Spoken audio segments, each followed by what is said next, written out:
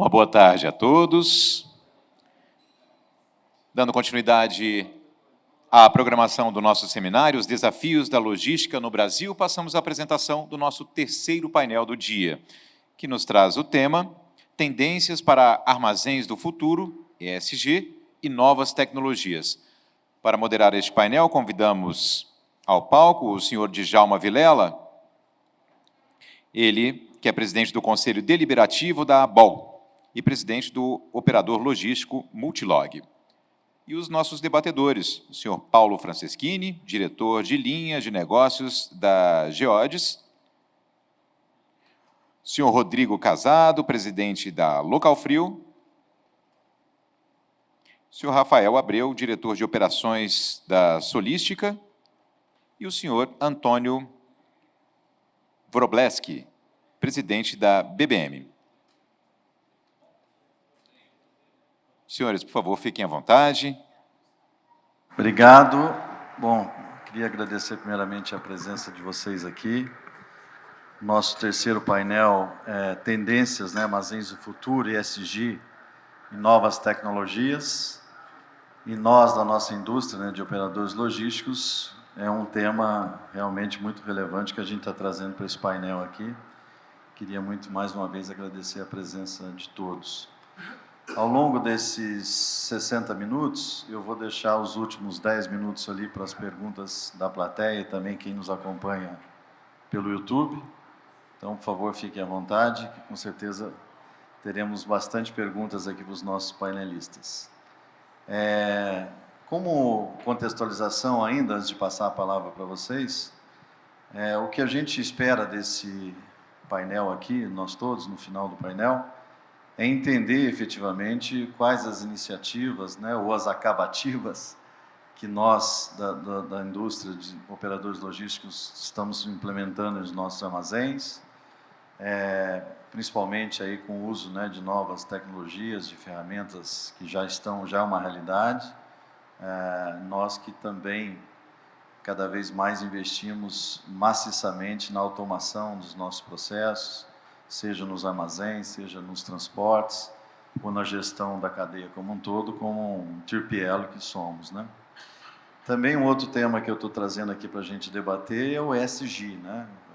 O ESG, na minha visão, imagino que a de vocês também, é um tema, um framework que veio para ficar. E esse framework que a gente vai estar discutindo aqui hoje, as iniciativas, enfim, todas as ações que vocês em suas companhias vêm implementando e de forma sustentável.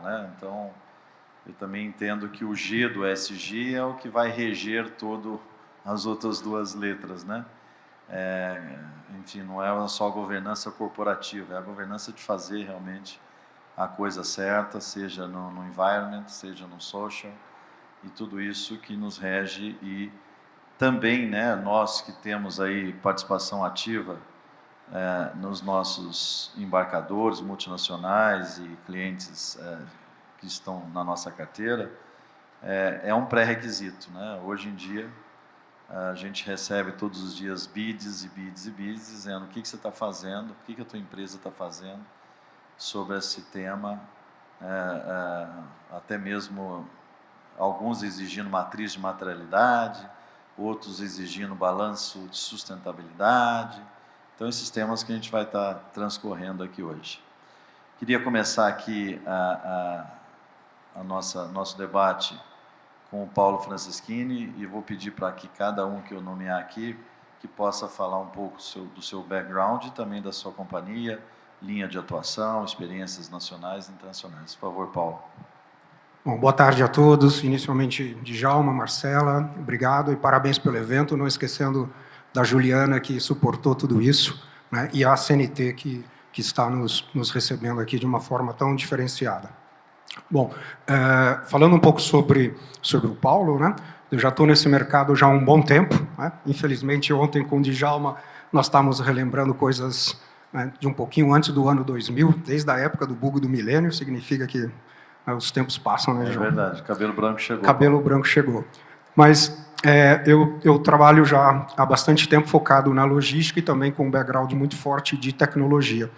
Nos últimos anos, eu tive a oportunidade de trabalhar com um sistema específico de automação focado na logística, né, construindo armazéns completamente automatizados e soluções das mais diversas para atender o nosso segmento. E nos últimos 4 anos, eu sou responsável de uma das divisões da Geodis. A Geodis é uma empresa francesa que faz parte de um dos maiores grupos franceses, o grupo SNCF, que quem já teve a oportunidade de passear pela Europa, com certeza já se utilizou de alguns meios de transporte, seja marítimo, terrestre, ferroviário, do grupo, né? E há 4 anos, então, eu estou comandando a Geodis do Contrato Logísticos no Brasil. Muito bem, obrigado, Paulo. Vou passar a palavra ao Rodrigo, que é o CEO da Local Frio. Por favor, Rodrigo.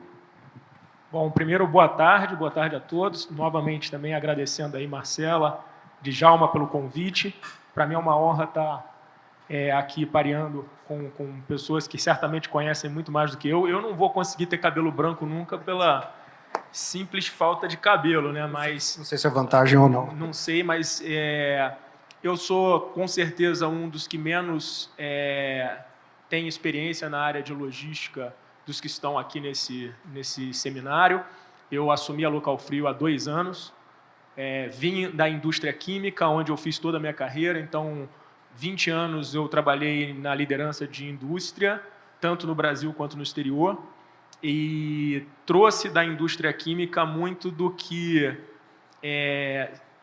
esse seminário aqui, esse painel, vai poder falar um pouco, que é a importância tanto da tecnologia para gerar valor para cliente, como também a importância da governança e transparência. Então, eu acredito que eu posso colaborar e contribuir. A Local Frio é uma empresa familiar, é uma empresa que tem o controle 100% familiar e vai completar esse ano, em setembro, 70 anos.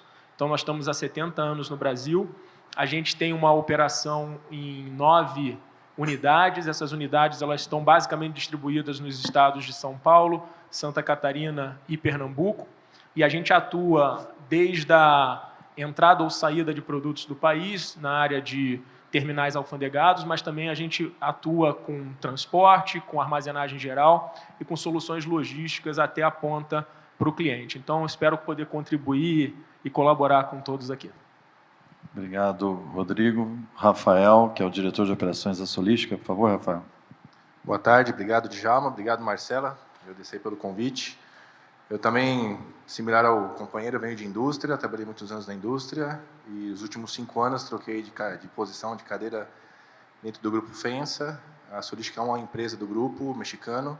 Nós somos uma multinacional que opera aí no México e em alguns países da América Latina. Somos um operador logístico também.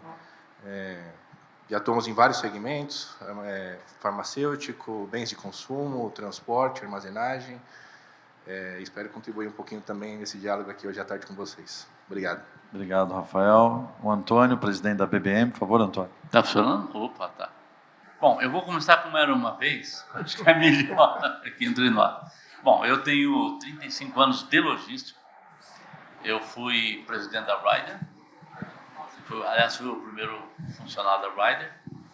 Eu fui Hertz e Nina, acho que já foi embora, eu fui MKS, que era o nome da DHL antigamente.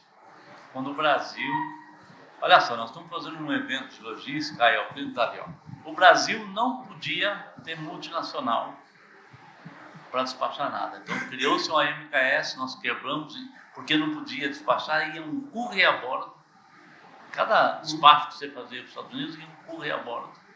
E aí ele chegava lá, ele entregava a carga. Depois nós quebramos e virou DHL. Eu sou engenheiro de formação, graças a Deus, espero que tenham muitos aqui, né? Eu tenho uma formação na NYU University e na Washington e passei a minha vida quase todinha em logística, a vida mais útil e mais importante. E eu tenho prazer de dizer que a BBM é uma empresa que eu estou desde 2013, não como funcionário, eu fui contratado para levar a BBM ao mercado.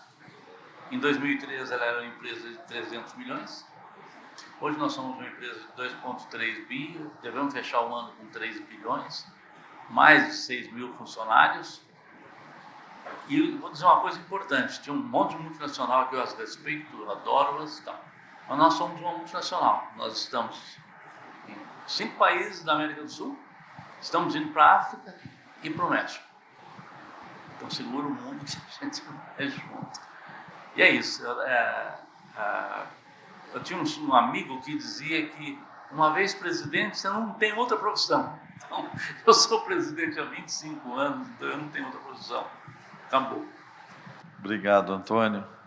Bom, para dar início então às perguntas, a minha primeira pergunta, sempre eu vou fazer a pergunta para todos, então, por favor, nessa linha de uma resposta para a linha que eu vou estar colocando aqui. Então, com relação às operações de armazéns, né, seria importante vocês nos contar as iniciativas, né, que suas companhias vêm implementando, que na visão de vocês são consideradas incrementais ou até mesmo disruptivas em termos de inovação e experiência do cliente. Vou começar aqui com o Paulo, por favor, Paulo. Bom, eu vou puxar um pouco a resposta mais para o processo de automação. Eu acho que aí é importante, antes de explicar um pouco essas tecnologias, dar uma contextualização sobre a automação. Porque quando a gente fala automação na logística, a gente pode ter um seminário de 1 semana e provavelmente a gente não vai discutir tudo e nem vai entender tudo. Para mim, a automação, quando a gente fala na logística, principalmente para os operadores logísticos, é o contexto de aumento de produtividade através da eficiência e da eficácia. Da eficiência dos processos e da eficácia da qualidade. Traduzindo isso, porque sempre nós, operadores logísticos, gostamos, né, de muita sopinha de letra em inglês, de termos difíceis, mas traduzindo isso a gente traduz: fazer mais, melhor e com menos. Fazer mais, com mais qualidade, né, melhor, com todos os processos, e aí voltando também para o contexto de ESG, né, e menos, com menos custo. Porque, no fim da conta, a automação ela tem como os principais resultantes desse processo você diminuir seu custo, seja de uma área menor, seja de pessoas.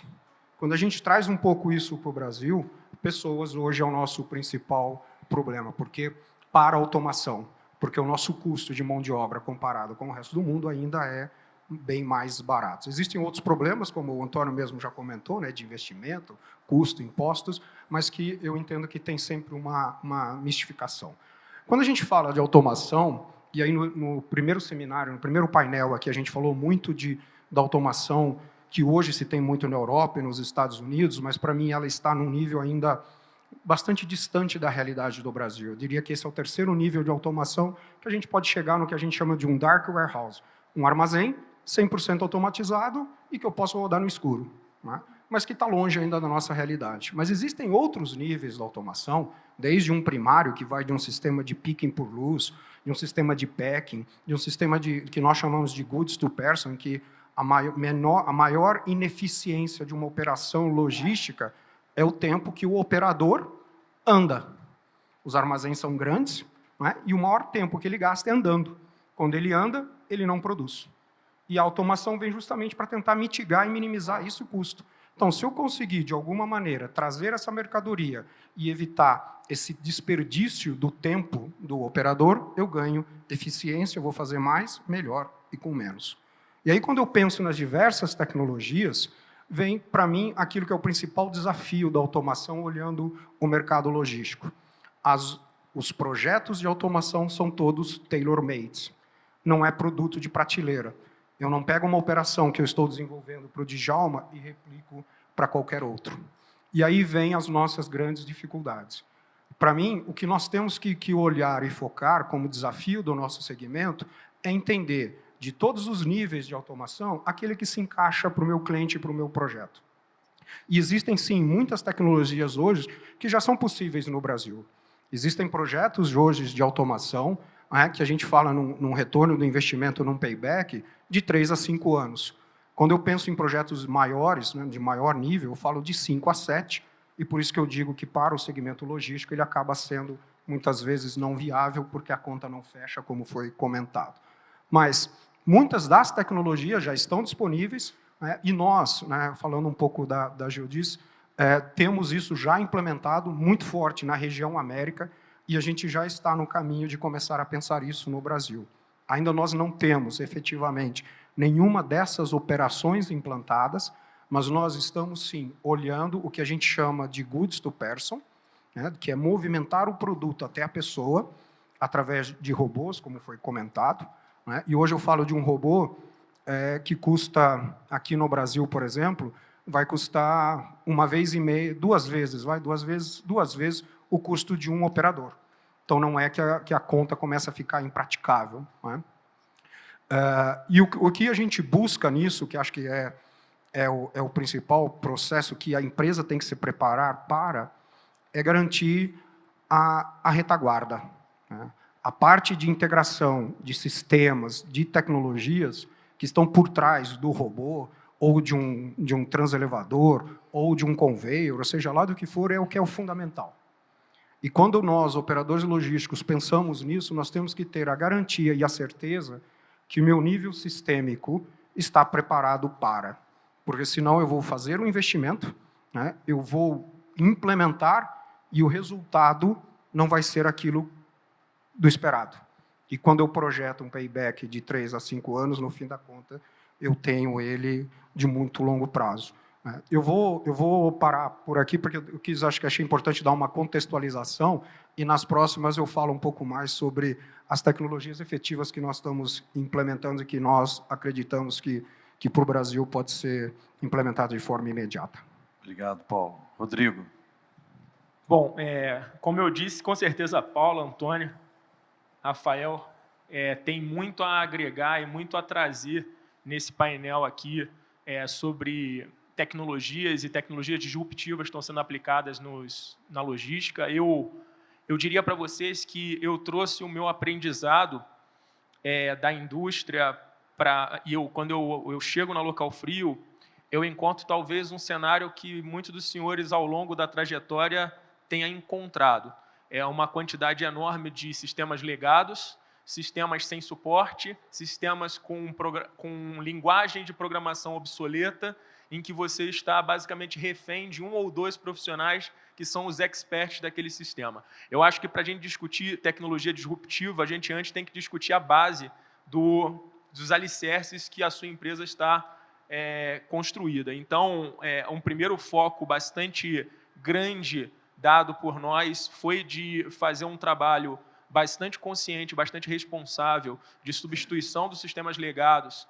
Claro que é basicamente trocar o pneu com o carro andando, porque são sistemas que a operação depende dela, são sistemas que são extremamente relevantes, é o TMS, é o WMS, é o TOS, mas que a gente tem que encarar de frente a substituição desses sistemas se a gente quer, de alguma forma, fazer algo diferente, disruptivo, como a pergunta traz aqui de provocação. Um outro ponto que eu percebi, e também eu acredito que alguns senhores também já tenham percebido a mesma coisa, é que muitas vezes a gente fala sobre transformação digital e a gente fala sobre implementação de tecnologias disruptivas, mas a população ou a comunidade que trabalha na sua empresa sequer tem o V0 dessa discussão, sequer tem a cultura implementada de inovação, de produtividade e de eficiência. Paulo falou aqui sobre eficiência, tentar trazer um pouquinho da definição, né, fazer mais com menos, mas quando você remete isso ao chão de fábrica, é muito comum você ter muitas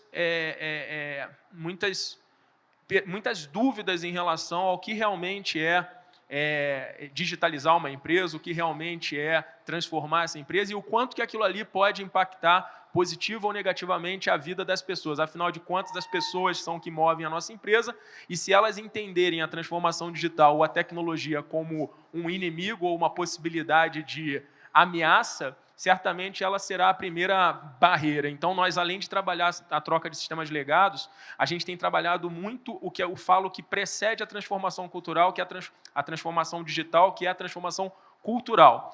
É trazer realmente para a área de comunicação, para a parte de de chão de fábrica, administrativo, um pouco de conscientização sobre a matéria.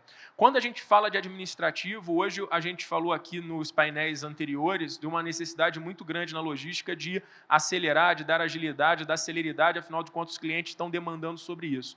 E hoje eu vejo no setor de serviço, que eu estou há pouco tempo, uma dificuldade muito grande não em operacionalizar, não em operar o negócio, mas e sim em fazer todo o por trás dessa história, o OTC por completo, o Order to Cash por completo, ou seja, todas as atividades do processo. Muitas vezes, vou falar do meu dia a dia, desovar um container ou ovar um container é o menos complicado de todo o processo. Isso a gente faz e faz talvez melhor do que ninguém, melhor do que, inclusive, muitos sistemas automatizados na Europa. Agora, faturar corretamente, botar a nota certa para o cliente, evitar retrabalho, evitar e-mails trocados, evitar essa parafernália de coisas administrativas, esse é um desafio. A gente tem trazido para dentro da Local Frio a tecnologia de RPA, que é o Robotic Process Automation, que basicamente é a identificação de atividades repetitivas e como que a gente consegue eliminar essas atividades administrativas repetitivas, automatizando essas atividades e fazendo com que elas sejam feitas de forma mais ágeis e também com menor quantidade de erros ou com menor chance de erros.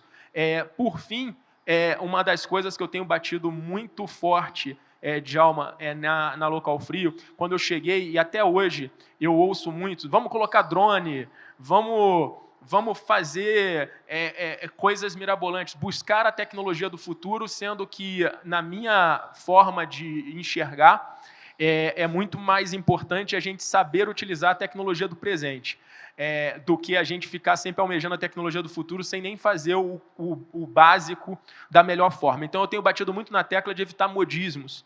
É claro que a gente consegue usar machine learning, como hoje eu já estou fazendo um piloto utilizando machine learning para aprender um pouco sobre a variação de temperatura das câmaras frias, para identificar quais são os produtos que oneram mais ao consumo de energia. É claro que eu uso inteligência artificial hoje para pegar um pouco das informações, e aqui informações eu faço um parênteses, né? Criação de data lake é algo que começa, mas nunca tem fim. E o pior, se você constrói o seu data lake, ou o seu lago de informações de maneira mal construída, a única certeza que você tem é que você vai criar vários relatórios e vários informativos que estão errados e vai gerar um monte de conflitos e de discordâncias dentro da própria empresa. Então, a gente tem batalhado muito em usar as tecnologias, mas, como o Paulo falou aqui, tecnologias que sejam aplicáveis e consiga ser enxergado o valor ao cliente final. Ou seja, o que o cliente final, de fato, percebe como algo que gera valor para o que eu estou oferecendo como serviço para eles. Então, um pouquinho do nosso dia a dia tem sido esse, John. Obrigado, Rodrigo. Passar para o Rafael, por favor, Rafael. Complementando um pouco, né, eu que venho de indústria também, você vê que a indústria hoje talvez está muito mais avançada, né? Então, trabalhava em indústria que você tinha desde a linha de produção até a área de armazenagem, já praticamente não tinha pessoas, né? Você tinha sistemas de LGV, desde a empilhadeira e armazéns verticalizados aí totalmente autônomos. Quando a gente vem para o operador logístico, que somos um prestador de serviço, né, você vê o que o Paulo comentou, né, o payback disso às vezes ele é mais complexo, né? Ele demora um pouquinho mais. Mas eu acho que a gente tem conseguido avançar, a Solística tem avançado, sim, em alguns segmentos como o Picking by Light, a gente já tem operações também de armazéns verticais automatizados, e algo que a gente tem proposto e feito, talvez, é a disrupção, né? Quando a gente fala de drone, hoje, por exemplo, drone talvez não é a máquina que vai levar o pacotinho na casa do cliente ainda no Brasil, né? Mas a gente já tem trazido a tecnologia de drone, por exemplo, para temas de inventário, né? Então, você traz uma otimização em tempo, em temas de segurança, né? Você colocava um operador subindo, às vezes, numa gaiola, numa empilhadeira para fazer a contagem lá no 6º, 7º nível de armazenagem. Hoje, você com equipamentos e com custos muito mais acessíveis da tecnologia, né? Que não basta você ter um piloto e um equipamento, né? Você precisa construir, obviamente, toda uma formatação para poder utilizar a tecnologia. E a gente tem, sim, tentado avançar com alguns itens como este para tentar mergulhar nessa inovação e sair um pouco adiante aí com o tema de disrupção de tecnologia. Obrigado, Rafael. Antônio e a BBM. O Paulo falou tudo. Eu vou falar tudo que você repito, Paulo. Eu diria uma coisa para o pessoal que eu acho que é muito importante. Eu tenho um mantra que é um tripé: tecnologia, processo e pessoas. Tudo que nós falarmos, se você não mantiver esse tripé funcional, você vai trazer robótica, você vai trazer o que você queira e não vai conseguir implementar. Então, o que nós estamos fazendo algumas ações disruptivas em termos de armazém. Por exemplo, nós estamos no estágio muito avançado e vamos fazer o primeiro armazém com energia fotovoltaica. Eu atendo ISD e sem instalar as placas, comprando de fazendas. Sabe? Que é um negócio interessante. Um dos armazéns nossos é Campinas. Na região de Campinas tem várias fazendas que você compra. Isso atende ISD e também atende um armazém, você dá uma nova conformação para ele. O outro ponto é, nós estamos desde 2018 desenvolvendo uma plataforma. Essa plataforma é uma plataforma totalmente digital, você vai plugar muita coisa nela, e ela vai fazer com que o armazém fale, não só com o motorista, mas fale com os seus pares. O armazém de São Paulo fale com o par lá de Guaíba, que fala com o par de... Eu estou falando falar e é interface mesmo, sabe? São coisas, eu diria, mais simples, que no fundo é isso, mas que você não precisa começar pensando em robótica ou pensando em drones ou coisa parecida e ter um armazém sustentavelmente bom e ter uma palavra-chave que você falou, eficiente e eficaz, porque o restante, né, é pegarmos a indústria automobilística. Quem quebrou o paradigma? Toyota. Todo mundo se lembra que antes da Toyota, quanto tempo se levava para montar um carro. E depois da Toyota, esse tempo foi reduzido em 3 vezes, quase. Então, o que eu creio é isso. O armazém, ele tem primeiro que se comunicar.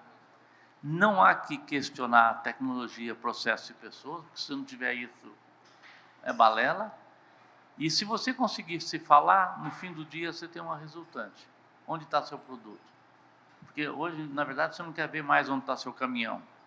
Você quer ver onde está seu produto. Seja você um B2B, seja você um B2C. Então, a gente consegue ir dentro do caminhão e falar, teu produto está naquele caminhão e está chegando para você em 1 hora. Ou está no armazém.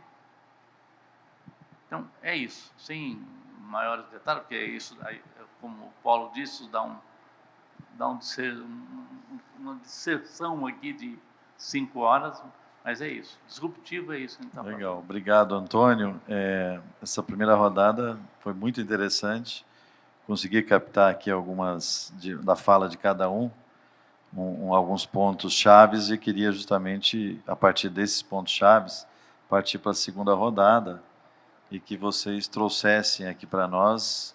O Antônio até já antecipou ali falando de um case do armazém dele de São Paulo, mas, por exemplo, o Paulo fala muito em automação, né, que ele vai, com certeza, contextualizar algum case que ele já tem no Brasil ou fora do Brasil. A fala do Rodrigo foi muito também, eu achei muito legal, Rodrigo, back to basic, né? Não adianta a gente querer o suprassumo se os sistemas legados precisam ser endereçados. E é uma situação, Rodrigo, que nós todos, as nossas companhias, a gente passa. Né? Quando eu cheguei na Multilog também, era uma colcha de retalhos, eu fui, vamos buscar um RP? Vamos atrás de um RP de fato, de verdade. Vamos atrás de um TMS, um WMS, enfim, até mesmo um CRM, né, para a gente relacionar com o cliente. Então, realmente, o back to basic aí é parte do nosso negócio e bem colocado pelo Rodrigo. O Rafael trouxe uma palavra-chave que eu gostei também muito, que não é o drone por si só, né? O drone é utilizado para, por exemplo, a acuracidade de inventário, que eu achei bastante interessante também, se a gente puder explorar um pouquinho. E o Antônio acabou fez a fala dele sobre o armazém com energia fotovoltaica e tudo mais. Eu queria, então, inverter, vou começar com o Antônio, que vocês pudessem, então, nessa rodada, trazer esses casos práticos aqui para a nossa plateia. Ainda no armazém, é isso? Bom, sim. Na verdade, é assim, eu vivo armazém. Armazém, nós sabemos, todo mundo imagina armazém, primeiro imagina armazém com, né, 10 andares, né, e tal. E tem um negócio chamado armazém no chão. Né? Então, nós temos um caso muito interessante lá no Rio Grande, que é o caso, eu posso até dizer o nome, que é o caso Braskem. A grande parte desse armazém é no chão. E aí, como é que você otimiza o chão? Trazendo, sei lá, porta-pallets, empilhadeiras para poder levar e tal. E o que a pessoa fez? Ela construiu uma curva ABC de produto e de peso. Então, ela conseguiu, em 2 anos, e foi ela, porque é exatamente ela, em 2 anos, otimizar um armazém com mais 20% de espaço, somente na relocalização das peças. Aí ela usou o drone, porque o armazém é grande, vamos dizer, tem 45 mil metros, senão... E ele tem RFID, mas, na verdade, isso aqui é um visual, porque, de repente, uma peça está lá no fundo. Então, ela usou um drone que fala com o sistema e que localiza a peça para ela. Esse é um armazém, você fala assim, simples. Né? Não tem uma prateleira, gente. Tudo no chão, blocado. Que é o que todo mundo que tem armazém deve ter armazém blocado com também. certeza. Né? Blocado, e que ela faz a medição com esse drone e tem um WMS fazendo a gestão, evidentemente. Isso foi uma revolução, porque ela ganhou 30% mais de espaço, 30% mais de receita. O cliente ficou muito mais satisfeito, porque, às vezes, o que está previsto ir na hora seguinte passa para o dia seguinte, e você tem que relocalizar. E o problema aí é o transporte desse Big Bags. E com isso aumentou a capacidade de armazenagem? Em 30% a capacidade. Que bacana. Sabe? Belo case. Além disso, né, melhorou o EBITDA em 22. Sem dúvida. Isso é muito importante. Muito então, é um importante. caso simples, Sim. visual, qualquer Boa. um está convidado a conhecer lá. Boa. E que eu acho que está na nossa casa, às vezes, a solução, você não precisa de uma solução tão mais Sem dúvida. sofisticada. Obrigado, Antônio. Rafael. Comentar um pouco desse case, é um case que a gente, como eu comentei, usou não só a tecnologia da câmera, do drone, de pilotar o equipamento em si, né, mas de fazer todo um trabalho de... Tem todo o tema de etiqueta, você tem todo um tema de alocação dos produtos, né, você maximiza muito tempo, né, então, contagem física, quem tem armazém sabe, né, subir lá no rack, fazer contagem, e com o uso de tecnologia relativamente simples, né, você consegue fazer lá o visual, né, então consegue subir lá no último andar com menos riscos para as pessoas, né, fazendo com que as pessoas não tenham que subir em altura, reduzindo o tempo. Então, ele otimiza muito mais o tempo de inventário. E esse foi um uso do drone. Comentei também o tema do Picking by Light, né? Não sei se todo mundo conhece, né, a ferramenta que você acaba fazendo a separação de produtos de forma visual. Então, você acaba tendo toda a separação de produtos e o operador, às vezes, não sabe nem o que ele está separando, né? Ele tem uma caixinha de produtos ali, pisca a luz, quantidade de itens que ele tem que ali recolher. Isso também otimiza muito o tema da curacidade da entrega, né? Então, quando o cliente passa lá a ordem, né, em que a pessoa não tem que ficar olhando ali, lendo o rótulo, né, ela acaba sendo muito mais produtiva e muito menos errática, né? Então, porque ela não tem que se preocupar se ela está lendo corretamente o item ou não, né? O próprio sistema vai dentro das prateleiras ali, para exemplificar, né? Então, vai acendendo a luz para ele, ele vai pegando ali item por item.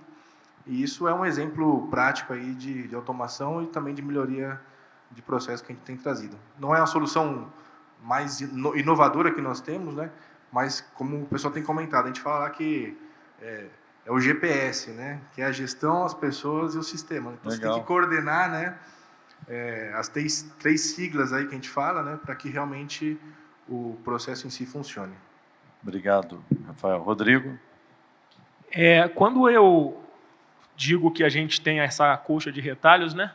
São sistemas legados, muito dependente de um único profissional ou 2 profissionais dentro da própria empresa, e mais do que isso, né, impossibilitando uma integração com sistemas de clientes, impossibilitando uma série de avanços nessa tecnologia. Isso se torna urgente. Obviamente, a gente cria um roadmap para fazer as alterações de sistemas, mas aí a gente conecta, aí sim, algumas coisas que talvez sejam um pouco diferentes. Por quê? Porque escolher um ERP, ou escolher um CRM, ou escolher um TMS, ou um TOS, passa, obviamente, por uma análise técnica e uma análise financeira da ferramenta, mas você pode fazer aquele trabalho e perder uma grande oportunidade de revisar processos no mesmo momento, eliminar atividades, como eu disse, repetitivas e que não agregam valor, para que essas atividades nem estejam no processo novo quando implementado o novo sistema. Quando a gente traz o RPA como uma realidade para dentro do administrativo da Local Frio, eu costumo dizer que eu tenho um recorte muito bom. O FMI ele sempre faz um relatório, né, de trabalho do futuro, e ele vai atualizando anualmente esse relatório, ou a cada 2 anos ele atualiza esse relatório. O último relatório que saiu foi em 2000. O primeiro que saiu ali, que eu vou usar como referência, foi em 21. Logo depois da pandemia, eles atualizaram alguns números, mas esse relatório ele trazia como referência que a automação ela traria a eliminação de 85 milhões de postos de trabalho no mundo. E, normalmente, as pessoas recortam a informação dessa forma e jogam isso dessa forma, e, com isso, gera uma grande aflição no mercado de que os postos vão acabar com a automação. Se continuar lendo nesse mesmo parágrafo do relatório, ele diz que a interação homem-máquina vai gerar 97 milhões de posições novas, de habilidades novas, de competências novas no mundo. A questão aqui é que na Local Frio a gente teve que ensinar para as pessoas que fazem cadastro, e que fazem cadastro há 10 anos, 15 anos, 20 anos, que aquela atividade certamente será eliminada. Não há mais necessidade de você ter uma pessoa pegando um relatório, umas informações de um cliente e digitando isso dentro de um sistema. Existem mecanismos muito mais confiáveis e muito mais fáceis de fazer isso através da robotização. Só que aqui vem o grande elemento. A Local Frio, nesses 2 anos que a gente está liderando a empresa, dobrou de tamanho. Dobrou de tamanho. E com esse dobrar de tamanho, a gente tinha também um outro desafio.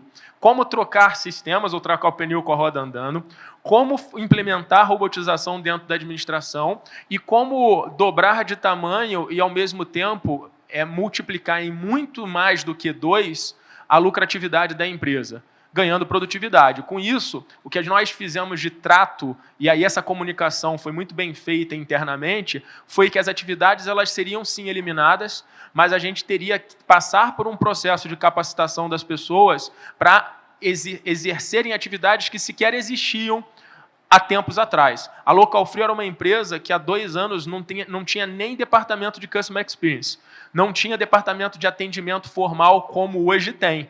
Essas pessoas elas foram selecionadas preferencialmente de pessoas que perderam as suas funções em atividades básicas como faturamento, como cadastro. Então, óbvio que não dá para fazer isso 100% do tempo, não dá para pegar uma pessoa que fez cadastro por 20, 30 anos e aproveitar essa pessoa, talvez, numa área de experiência ao cliente, mas a gente tentou fazer da melhor maneira possível, e, com isso, a gente não cresceu o headcount da empresa proporcionalmente ao crescimento da própria empresa. A gente ganhou produtividade com isso. Então, esse é um pouquinho do case, da jornada que a gente tem trilhado, que não acabou e está longe de acabar ainda. Legal, bela jornada. Antônio, aliás, Paulo, desculpa. Não, tranquilo. Na realidade, a Geodice, ela tem uma visão muito realística sobre a automação, e ela investe na automação há muito tempo atrás. É claro que a realidade do Brasil não é comparada à realidade dos outros países, então muitos dos exemplos que eu vou citar aqui tá na América, né? Quando eu olho dentro do armazém, quando eu pego na armazenagem, na parte de estoque, existem diversas tecnologias, e nós acreditamos que a tecnologia mais adequada hoje para o operador, levando em consideração que o projeto é específico para cada cliente, a gente fala numa tecnologia, infelizmente o nome está treinado ao fabricante, mas que é a tecnologia do auto-store, que nada mais é do que empilhamentos de caixas plásticas, uma em cima da outra, e que no teto eu tenho robôs andando por trilhos. E esse robô tem a inteligência de pegar a caixa que eu necessito, e aí ele anda até o fim da armazenagem, desce aquele produto. Essa tecnologia, ela propicia pelo menos 30% de ganho de área necessária para aquele projeto e mais de 50% de eficiência. A Geodice está implementando hoje num cliente nos Estados Unidos o maior projeto desta tecnologia no mundo, onde mais de 100 robôs vão estar trabalhando no teto lá, sem se colidir, sem fazer nenhuma besteira, né? Então, quando eu saio da armazenagem, a gente acredita muito nessa tecnologia.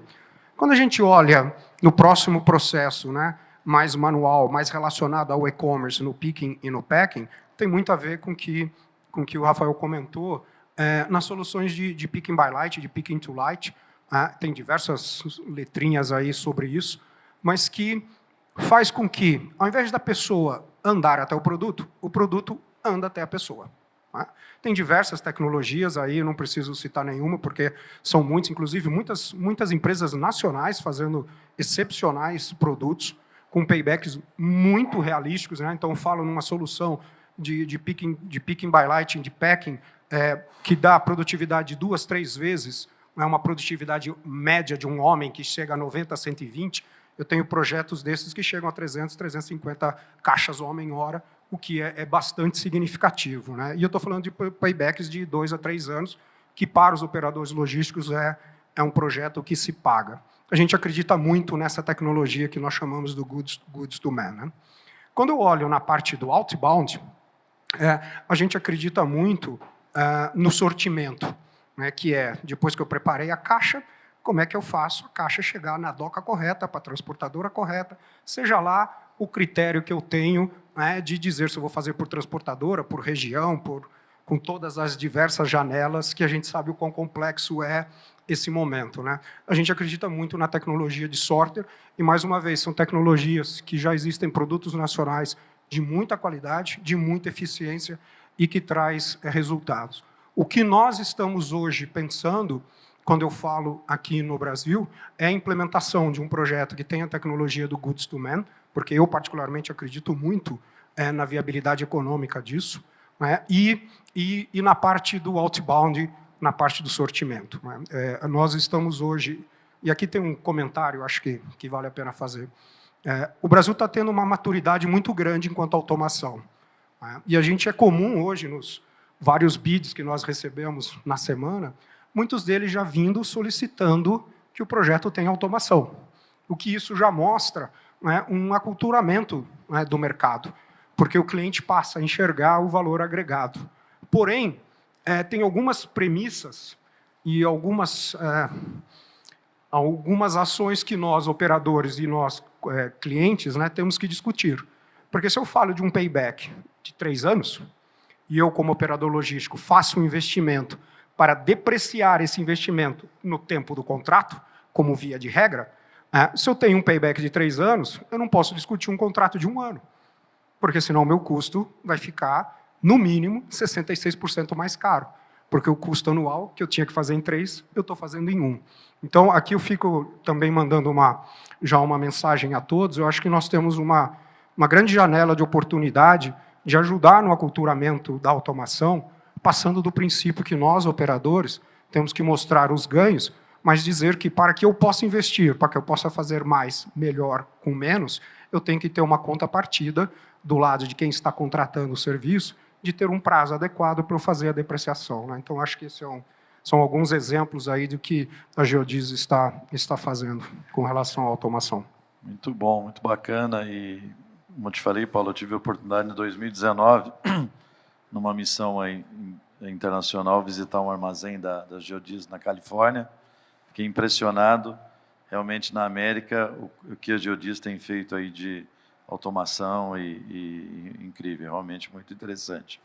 Você colocou um ponto também, Paulo, que é o que a gente sofre, né, nas nossas empresas, que é justamente o tempo de contrato, né? O cliente te exige, abre um bid, te dá lá 1 ou 2, ou máximo 3 anos, e a gente não tem tempo de fazer a depreciação daquele investimento. Então, realmente é uma provocação aí interessante que os nossos embarcadores podem, quem sabe, refletir e nos dar um tempo maior para contratos e depreciação.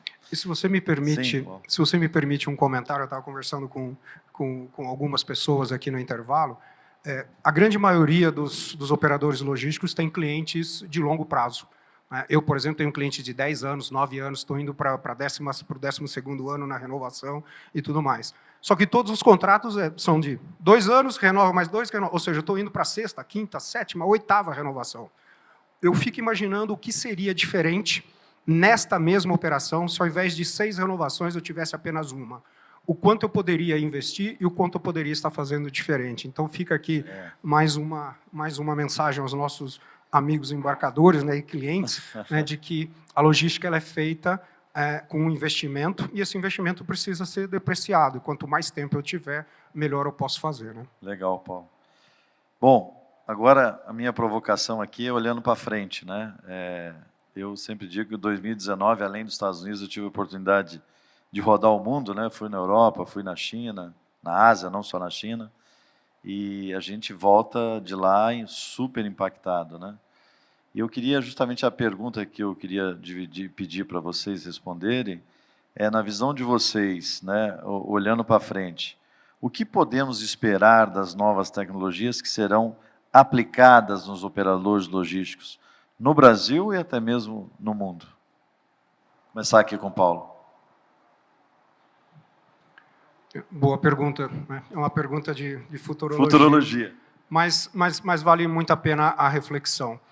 Como eu falei, o Brasil, em relação ao resto do mundo, está um pouco atrasado pelos desafios que a gente sabe, não precisa chover no molhado. Mas acho que o que está vindo e que não vai mudar é o que a gente conceitualmente fala da logística 4.0, que nada mais apesar de ter diversas explicações, e poderia ter mais um seminário sobre o tema, nada mais do que você garantir a integração entre todas essas soluções. Né? E quando eu falo integração, eu não estou falando apenas na troca de arquivos ou de dados. Eu estou falando, sim, na interação nessa troca de dados, ou seja, eu receber um forecast do cliente num processo de e-commerce, que a gente sabe que é a coisa mais complicada que existe, que tem uma das menores acuracidades pela própria dificuldade do segmento, mas a partir do momento que eu receba isso, eu já consiga refletir com que, num processo automatizado de AGVs que eu tenho, o meu sistema já receba que, ao invés de fazer os pickings na zona 1, 2 e 3, ele vai fazer o picking na zona 3, 4 e 5, porque aquela demanda que ele acabou de receber é diferente da demanda que ele recebeu ontem à noite. Então, a logística 4.0 vai propiciar para nós essa interação, nessa integração de informações. Mas o que isso vai demandar? E aí acho que está muito a ver com o que você comentou. Se hoje eu tenho dificuldade no meu nível sistêmico, pensando na automação, e automação eu falo em 3 níveis de sistemas, você imagine na hora que eu falo da interação dessa integração. Então, a mensagem que eu faria, eu acredito muito no resultado da logística 4.0, e aí eu estou falando em soluções de inteligência artificial, de IoT, etc., que já estão presentes em soluções isoladas, mas ainda não integradas. O que eu considero como uma mensagem é back to the basics, acho que foi o que o Djalma mesmo comentou. Garanta que a sua infraestrutura sistêmica, em todos os níveis, esteja preparado para essa integração. Porque eu tenho um statement que eu falo sempre de automação, que é, na automação, pense grande, comece pequeno, mas comece rápido. Porque quem começar primeiro vai ter os benefícios do grande. Se você só pensa o grande, preço grande e não começa, você nunca vai chegar. Então, o que eu coloco como do futuro é a logística 4.0, a interação das integrações, e a partir disso, nós temos que começar a pensar nas nossas soluções básicas, deixar elas perfeitas em todos os níveis para estar pronto para. E vamos começar pequeno, porque quem começar pequeno sai na frente e vai usufruir dos futuros resultados. Obrigado, Paulo. Rodrigo? Eu estou totalmente com o Paulo. Eu acho que é difícil querer não acreditar que machine learning, por exemplo, para trabalhar a tua manutenção preditiva e fazer com que suas máquinas quebrem menos ou que o teu custo de manutenção seja menor. É difícil acreditar que ter inteligência artificial analisando uma quantidade de dados que humanamente seria impossível analisar e tirar daquilo conclusões que talvez a gente demoraria muito mais tempo para tirar, É difícil acreditar que essas tecnologias não acontecerão. A logística 4.0 vem ali, né, da indústria 4.0, todas as terminologias, né, operação autônoma, operação remota, a inteligência artificial, machine learning, tudo isso eu acredito que, sem sombra de dúvidas, é algo que já existe, talvez no Brasil com menos intensidade do que em outras praças, mas que é uma questão de tempo. Mas eu acho que nós estaremos extremamente limitados pela capacitação humana da maneira que nós estamos justamente trabalhando aí, falando um pouco, até vendo um pouco dos painéis anteriores, que tem a parte pública, falando bastante de infraestrutura. Eu acho que não dá para discutir logística sem falar de educação. Falar de infraestrutura é meio que evidente, é meio que óbvio, a nossa infraestrutura ela é quase que inexistente, mas sem falar de uma política pública e uma política privada realmente efetiva para trabalhar educação e capacitação de profissionais, nós vamos ter tecnologias e provavelmente nós teremos muita dificuldade de aplicá-las. Então, eu acredito que a tendência está aí, é o que o Paulo disse, mas eu acho que nós temos uma limitação preocupante, que é o quanto que os nossos profissionais, às vezes com tecnologias até mesmo simples, hoje já não estão qualificados e a gente, infelizmente, dentro de casa tem perdido para nós mesmos. Tendo dificuldade de implementar, às vezes o projeto tem até um payback que é justificável, mas você não pode trazer ele porque você não tem quem opere ou não tem quem sustente aquilo ali de uma forma... E o pior, o mercado e a velocidade está tão grande que não tem nem tempo para se esperar, para preparar.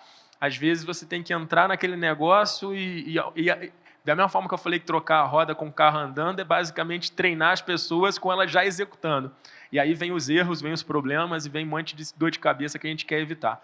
Mas eu acho que é por aí mesmo. Obrigado, Rodrigo. Rafael, com você?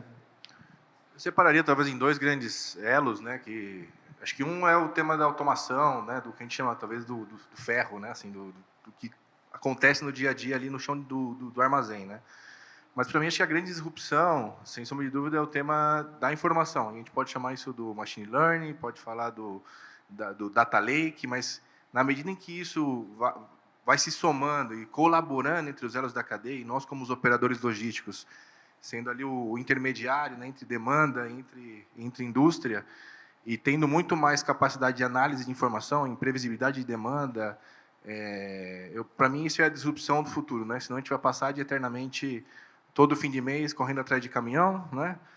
Fazendo hora extra, não atendendo a necessidade do mercado, não atendendo o cliente, porque, por incrível que pareça, né, em 2023 a gente segue perseguindo os mesmos erros, né? E segue correndo atrás dos mesmos objetivos, todos iguais, né? Então, para mim, a grande disrupção é na medida que a gente consiga ser cada vez mais colaborativo, tendo acesso e conseguindo, de forma proativa e predictiva, utilizando esses dados e a informação, não tenho dúvida que vai ser a grande disrupção do futuro para a cadeia logística. Obrigado, Rafael. Antônio? Bom, alinhado. Acho que logística 4.0 existe, está aí, e se você não pegar, você vai morrer. Eu tenho dito uma coisa, pode chamar até coisa de velho. Quem não digitalizar, em 5 anos estará morto. Ponto. 5. Nós temos 5 anos pela frente. Qual é o processo que você vai fazer? Você vai pelo mais complicado ou pelo menos não? Nós fizemos um processo. A gente começou, a gente tem uma torre de controle com inteligência artificial lá dentro, com um programa de melhoria contínua, e nós criamos uma PO. O que é essa PO? São 8 pessoas, doutores, uma delas em algoritmos, outra delas... Trouxemos gente da universidade que trabalha dentro da empresa e que vai até o cliente buscar. Bom, eu vou dar um exemplo que eu acho que não tem nada demais. A Klabin tem uma torre de controle para controlar madeiras, onde ela corta, onde ela leva, que é básico para celulose. Nós fizemos uma interface com essa torre de controle. Quem fez? PO. Eu começo a me inserir na tecnologia 4.0, você tira do lado toda aquela coisa complicada que não é complicado, gente. E simplifica. E o simplificar primeiro, digitalize. Comece, é o que você falou, aquele cara que conta notinha, que confere notinha, esse cara vai morrer. Ou você vai matá-lo, ou ele vai ficar imprestável para você. Começa a digitalizar ali, por lá. Porque eu tenho um sistema base, todos nós temos, né? Então, eu não tenho dúvida. Para mim, essa coisa da PO que a gente criou, a PO hoje, olha, e aí eu termino. A PO hoje tem 15 tarefas no ano, o departamento PO. Se ela não fizer as 15 tarefas, ela me prejudica o resultado da operação em 16 milhões de reais. Isso é um número verdadeiro. Tá? Então, quais tarefas são essas? Está partindo por aí. Como é que eu chego na 4.0 e quais são os passos a fazer? E sem ansiedade, gente. Eu acho que a partir de uma certa idade, você fica menos ansioso. Boa, é verdade. Sem ansiedade. Pô, estou vendo, não, tá bom, faz a primeira fase, vai para a segunda, vai para a terceira, mas não perca o seu fim. E outra coisa, gente, termino. Quando nós fizemos um planejamento estratégico, todo mundo se lembra disso, ou todo mundo, uma boa parte daqui, né? Não grande maioria, nós planejávamos 10 anos, gente. Hoje, quem consegue planejar 2 anos? Não é verdade? Eu fiz um MBA em planejamento estratégico, era maravilhoso, fazia aquelas coisas maravilhosas, corriam. Eu também fiz, hoje em dia já não. Não se usa mais. Então, logística 4.0 e digitalização. Quem não fizer, em 5 anos, vai deixar de existir. Legal, olha. Vai prestar serviço para alguém. Muito boas as contribuições e as provocações. Eu vou partindo para o final do nosso painel aqui, entrando no tema ESG, e queria ouvir de vocês o que as suas companhias vêm efetivamente implementando, seja no ponto de vista social, né, por exemplo, no entorno da comunidade, um tema que nossas empresas, o nosso desafio hoje, né, de diversidade e inclusão, então eu queria que vocês explorassem bem o S, o E, né, do ponto de vista de sustentabilidade, ou seja, equipamentos menos poluentes. Você trouxe o exemplo aí de um armazém fotovoltaico, queria ouvir de vocês também o que mais que vocês têm implementado, e o G como um framework, né, desses 3, que também, se vocês pudessem nos abrilhantar com os seus depoimentos aí. Vamos inverter, vamos começar com o Antônio. Bom, deixa eu dizer uma coisa, ESG para mim é DSI. Se você não tiver governança, o resto não existe. Boa. Não existe. Ponto 1, o que nós estamos fazendo? Primeiro, eu não admito mais discussão de gênero.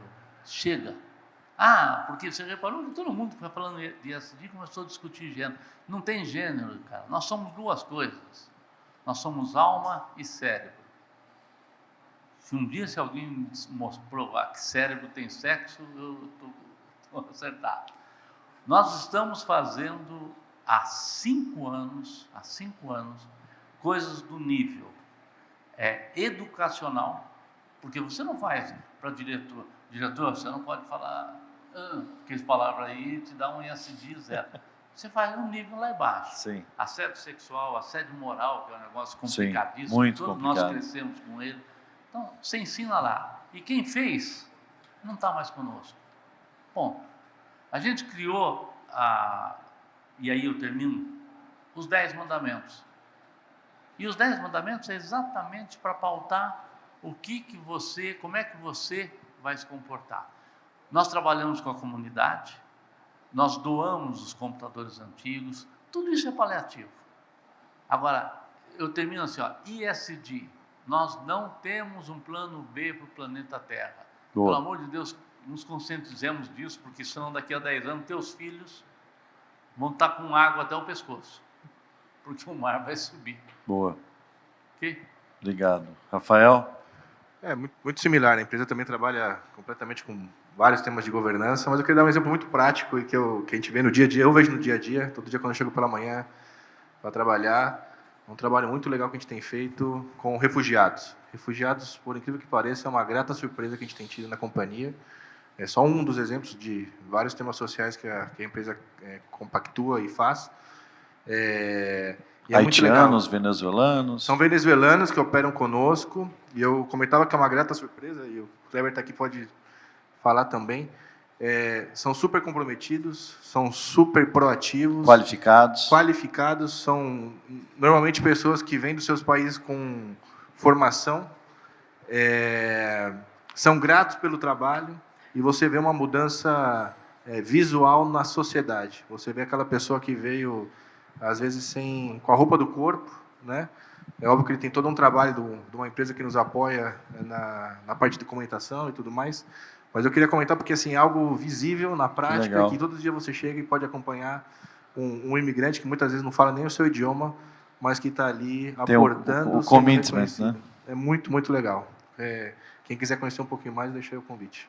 Bacana, parabéns. Rodrigo? Não, eu acho que até para a questão do tempo, bem rapidamente, eu concordo com o Antônio. Eu acho que o G ele é um pouco dessa mola mestra, e sem esse G muito bem desenhado e muito bem trabalhado, o E e o S saem prejudicados. Nós, como empresa familiar, e que não foi tão longo o processo de profissionalização dessa empresa. Em 2018, ela ainda era gerida por membros da família. Quando vai para 2019 e começa a profissionalização, eu digo que eu acho que o grande foco que a gente tem trabalhado hoje é colocar a governança de pé, com um conselho de administração independente, com comitês, comitê de auditoria, comitê estratégico, comitê jurídico, comitê de RH, trabalhar as políticas, fazer todo o redesenho das políticas, fazer todo um trabalho de base, mais uma vez voltando ao básico, para que a gente consiga construir o alicerce necessário para a gente poder evoluir cada vez mais nos temas no S e no E. O S, eu acho, o único comentário que eu faria é que é uma discussão muito importante e necessária e precisa ser feito antes da porta para dentro de casa, para depois da porta para fora. Então, um trabalho que a gente tem feito é muito de trabalhar internamente, garantindo que nós somos uma empresa inclusiva, diversa, antes de jogar para fora esse tipo de mensagem. Tá? Perfeito. Paulo? Rapidinho, porque, em teoria, o nosso tempo já acabou. Eu concordo com o que foi falado, e agora eu sei porque o Antônio, no início, falou que estava prejudicado. Seu último não tem muito mais o que comentar, né? Mas eu vou focar um pouco no que nós estamos fazendo no S. Tá? Que o S, para nós, hoje, talvez seja das 3 siglas, a principal, porque a gente entende que na governança a gente já está num passo à frente. O que nós estamos fazendo? 2 aspectos. Primeiro, diversidade. Né? Quando eu falo diversidade, não é só o speech, e sim com ações, né? Há um ano atrás, nós criamos em todo o mundo uma área de diversity, com metas efetivas de aumento do número de toda a sigla sobre inclusão de diversidades. Né? Inclusive com meta de chegar ao nível da diretoria, do alto escalão, tendo pessoas que trabalham. E o segundo aspecto foi com relação a mulheres. Né? Nós criamos há 2 anos atrás o que a gente chama de Geodis Woman Network, no mundo inteiro, muito forte e representativo na região América, que hoje nós temos cerca de 200 mulheres que participam disso e diversos homens. Eu faço parte desse comitê, com grande objetivo de que, no mundo logístico, os homens talvez tenham ainda hoje um pouco mais de vivência e experiência. E cada homem, em teoria, faz o coach de algumas das mulheres que ainda estão nos primeiros escalões. Né? E isso veio de cima, e aí acho, para concluir, o quão importante a Geodis dá para esse assunto. Nós temos a nossa CEO mundial, a Maria Cristine Lombardi, há 5 anos, gerenciando uma empresa de quase 40 bilhões, e é uma das únicas no mundo logístico que tem essa posição. Eu acho que isso representa, então, o quão a Geodis dá importância no S.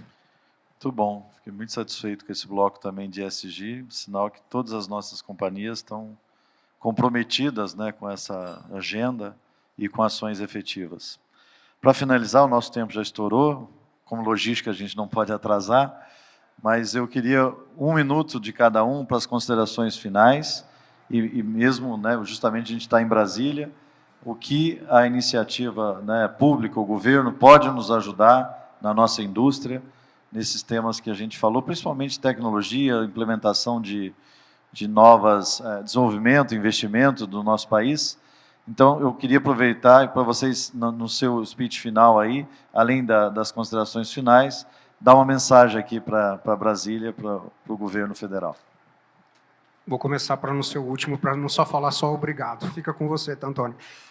Na realidade, eu acho que são alguns aspectos, mas eu não considero como pontos negativos, e sim como desafios.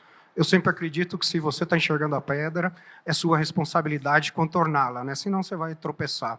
O primeiro grande desafio, que já foi comentado aqui quando eu penso em automação, é a geração de mão de obra qualificada.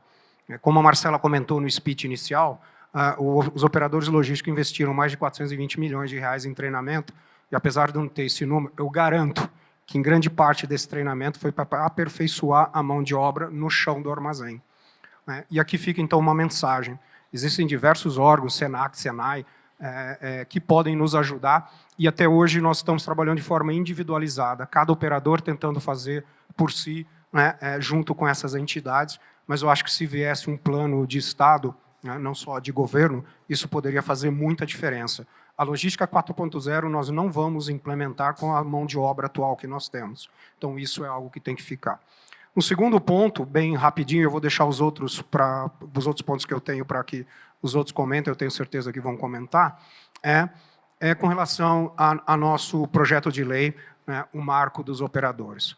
Nós, como associação, estamos trabalhando nesse projeto de lei há bastante tempo, é desde 2020 na Câmara, mas ele está sendo trabalhado há muito tempo, e isso tem um princípio básico de regulamentar, porque hoje, quando a gente fala do que eu preciso, enquanto operador logístico, da quantidade de quinais, da complexidade fiscal, regulatória, que eu tenho que fazer para atender uma operação, é inacreditável. E esse marco regulatório dos operadores logísticos, ele vem justamente simplificar. E a simplificação vai nos dar capacidade de investir mais, de fazer mais, melhor e com menos. Obrigado, Paulo. Rodrigo? O que o Paulo trouxe são pontos extremamente relevantes, eu adicionaria a eles também pontos que foram falados anteriormente aqui nesse seminário. Infraestrutura é algo que é basicamente inexistente ou tem muito a se melhorar, e uma reforma tributária que seja mais adequada, mais entendível, para que a gente não gaste tanto tempo e dinheiro às vezes carregando ferro e às vezes fazendo coisas que, quando o gringo olha, ele não consegue entender o porquê que nós fazemos isso e por que somos tão complexos. Eu acho que esses são os pontos que eu adicionaria aos pontos que o Paulo trouxe. Obrigado. Rafael? Bom de ficar aqui no meio que você vai intermediando, não fica por último, né? Eu acho que agregaria o tema, talvez, jurídico, né? Acho que todo mundo sabe o volume de advogados, não nada contra os advogados, mas o número de advogados que o Brasil tem, ele é sumamente acima da média pelo volume e, obviamente, de risco laboral que a gente tem, de risco passivo. Então, na medida que também a gente consiga ter maior previsibilidade, maior liberdade, um melhor controle dos temas legais, sem sombra de dúvida, vai trazer muita facilidade, não só para o operador logístico, mas como o mercado como um todo. Obrigado. Antônio? Estou dizendo duas coisas. Se nós falamos antes que a gente não tem planejamento estratégico, não dá para fazer mais de 2 anos, pelo amor de Deus, faça um planejamento estratégico de 4 anos para nós. Boa, boa. Sabe? Eu acho que nós cansamos de começar obras e tem tantas obras paradas porque muda governo, muda a obra. Então, esse eu acho que é um ponto direto. O outro ponto é um ponto de briga nosso, gente. A gente tem que começar a passar para o mercado que nós somos parceiros do embarcador, principalmente isso. Eu trabalhei nos Estados Unidos 7 anos, uma coisa que eu achava impressionante a Apple ia lançar um produto, o primeiro que ela chamava era o operador logístico. Ela falava, como é que nós vamos distribuir esse negócio? Sim. Nós somos parceiros, nós não somos os squeezed guys, pelo amor de Deus. E para o governo é isso. 4 anos de planejamento, não precisa mais que isso, não. A não ser que você faça o mandato para 8 anos. Senão, deixa 4 anos. Está ótimo demais. Muito bem. Queria mais uma vez agradecer a presença de todos, a participação, as contribuições. Paulo, Rodrigo, Rafael e Antônio, um abraço, muito obrigado.